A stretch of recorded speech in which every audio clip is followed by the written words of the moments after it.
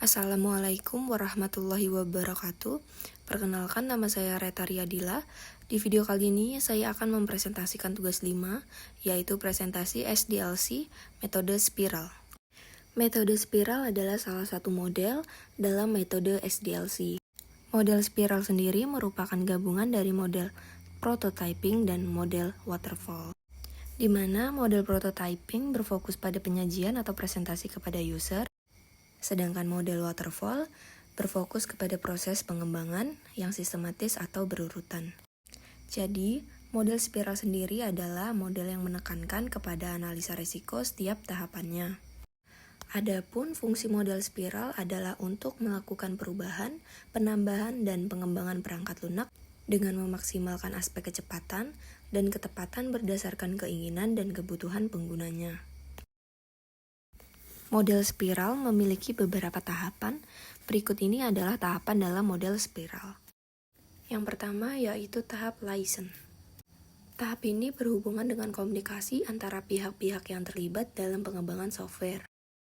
Tujuannya adalah memperbaiki dan mengembangkan software sesuai kebutuhan dan keinginan hingga memuaskan pelanggan. Yang kedua yaitu tahap planning atau tahap perencanaan. Tahap ini meliputi estimasi biaya yang digunakan, batas waktu, pengaturan jadwal, identifikasi lingkungan kerja, sumber-sumber informasi untuk melakukan iterasi atau teknik perulangan. Tahap yang ketiga adalah analisis risiko. Tahap ini berfungsi untuk mengidentifikasi risiko yang berpotensi akan terjadi. Di tahap ini harus menghasilkan solusi apabila terdapat risiko di dalamnya. Tahapan berikutnya yaitu tahapan rekayasa. Di dalam tahap rekayasa ada beberapa kegiatan yang akan dilakukan. Yang pertama yaitu menguji, mengcoding, dan mengembangkan software. Lalu menginstal software, membuat prototipe, mendesain dokumen, meringkas suatu pengujian software, serta membuat laporan atas kekurangan dari software agar segera diperbaiki.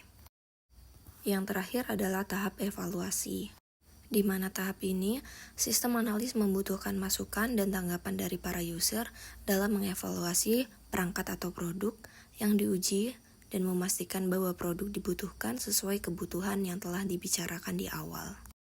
Selain itu, sistem analis harus tetap memantau risiko yang akan terjadi, seperti faktor-faktor yang dapat menyebabkan cost overrun atau pembengkakan biaya. Model spiral ini memiliki beberapa kelebihan dan kekurangan. Berikut ini adalah kelebihan dalam model spiral. 1. Pembangunan dan perubahan perangkat lunak yang terjadi dapat diselesaikan secara sistematis. Yang kedua, mudah dalam mengestimasi biaya karena proses pembuatan prototipe yang jelas dan terencana dalam tahapan yang sistematis. Ketiga, manajemen dan analisa risiko yang lebih cepat dan mudah. Keempat, mudah dalam melakukan perubahan kebutuhan dan dokumentasi. Yang kelima, produksi software bisa terjadi lebih cepat. Adapun kekurangan dalam model spiral sendiri ialah 1. Tidak cocok dan sulit diimplementasikan dalam proyek kecil. Yang kedua, memakan waktu yang cukup lama. Ketiga, membutuhkan best practice atau pengalaman sebelumnya karena proses yang sangat kompleks.